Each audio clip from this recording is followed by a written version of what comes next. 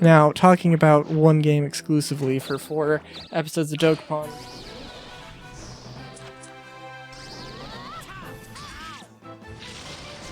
Might seem...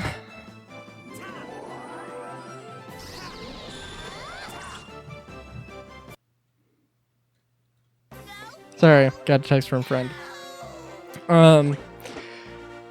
So it might seem like talking about one game for 4 episodes in a row of Dokapon, that might seem insane, but you gotta realize that Explorers of Sky, like, I don't know, like, you know, usually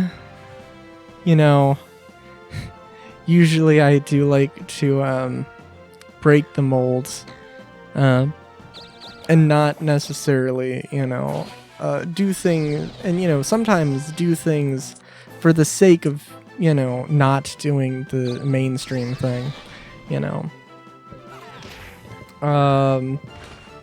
But, I mean, I can't disagree. I do think that Explorers of Sky was, is the, well, okay, if you want to say that Explorers of, like, Time and Darkness are better, well, maybe not better, because it is literally, Explorers of Sky is literally just,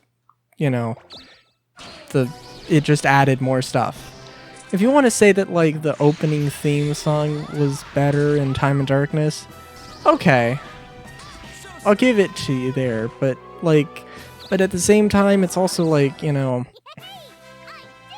it's the difference between, like, this is the first time you're experiencing this story, it's supposed to be dark and mysterious, and then when you're playing Explorers of Sky, you've presumably already played Time and Darkness, and it's not so dark and mysterious, and it's supposed to be more epic, and, you're coming back to this great, story and experience, and, it's exciting.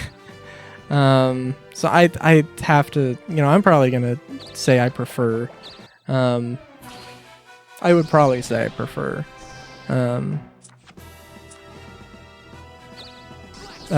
explore the sky theme, but Time and Darkness isn't bad. It's not bad at all, but just a matter of preference.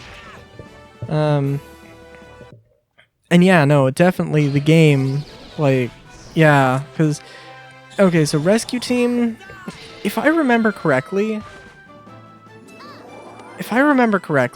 in the original Pokemon Mystery Dungeon, the dungeons, I can't remember, but I swear that I want to say that they were not procedurally generated, because I remember I got stuck at the Sky Temple because there would always be a monster house, and it would always be the same monster house, and I would always get stuck at that same goddamn monster house as a kid. And then I lost the cartridge, so I could never beat it. Which sucks, of course. Because the after game is where the real fun begins. But yeah, it's and then so I mean that was probably the only like downside to that game, of course, besides maybe something like, I mean, they didn't have Lucario. They had, no, it did have Lucario, but it didn't have Lucario,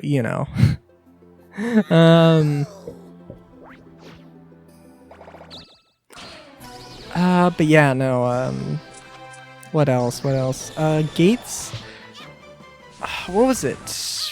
Gates to Infinity? Yeah, it was, Rescue Team, Explorers, Gates to Infinity, Super Mystery Dungeon, and then a few WiiWare games, and a few other things. I never played any of the WiiWare games. I'm sorry, I think they were a bit different, though. They were a bit unique in their own way, which is fine, but also, like,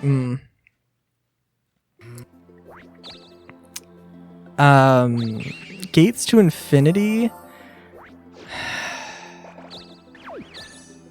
it was alright, but I think if I recall correctly, and I feel like I am missing one game in that lineup, but what they failed to do,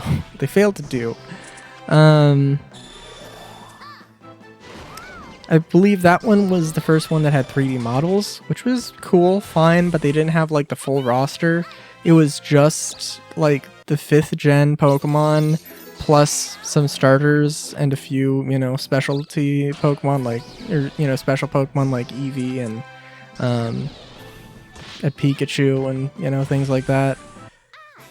And then the post game was really lackluster, as I recall. Like, you know, I mean, well, I mean, spoilers for a Mystery Dungeon game, sure. Or for a Pokemon Mystery Dungeon. We're talking, like, you know, Rescue Team Explorers, you finish the post game. The entire point is that the main character is a human. They get called back to the human world, and then, for whatever reason, somehow they get called back. In Gates to Infinity, the entire like main quest for the post game was getting your main character back. And then in Super Mystery Dungeon, what they did, they turned it on its head a little bit, where instead of the main character leaving, it was your partner that left. Oh shit. And yeah, that was a whole deal. And it didn't last the entire story, actually. And it was a very interesting turn on its head. But also Super Mystery Dungeon, like technically, we're gonna keep Escape, I guess.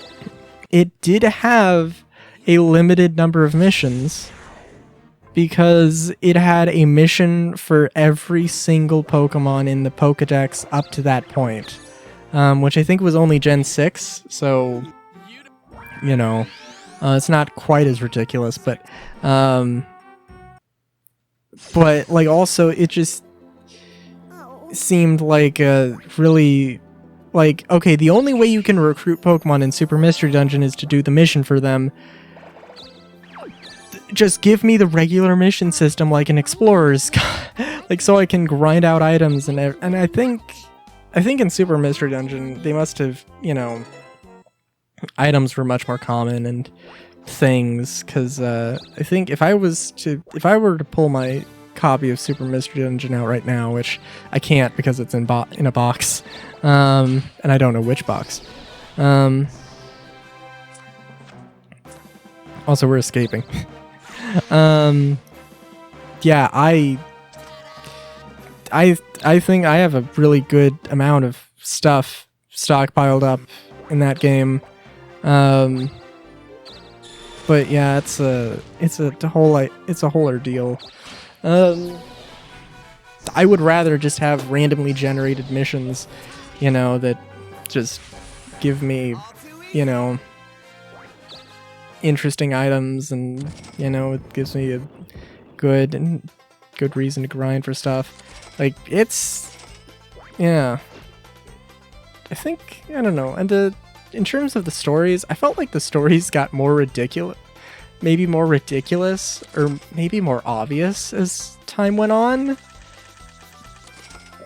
I don't know. I'd have to go through it again. Maybe my perception has changed, but certainly I think Explorers was the best Pokemon Mystery Dungeon game.